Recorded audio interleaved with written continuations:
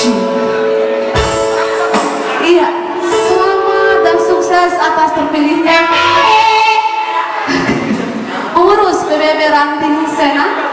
Semoga amanah, dan dengan terpilihnya pengurus PBB Ranting Sena dapat mempererat tali persaudaraan orang Batak, dan juga bisa menciptakan kader-kader bangsa yang akan menjadi pemimpin bangsa untuk bisa maju di Indonesia kita ini khususnya. Sembari menikmati hidangan siang, kami akan coba menghibur Abang Inang, kakak abang, bapak ibu semua. Sebagai yang terbuka untuk Anda semua, dan terpilih tahu di mana.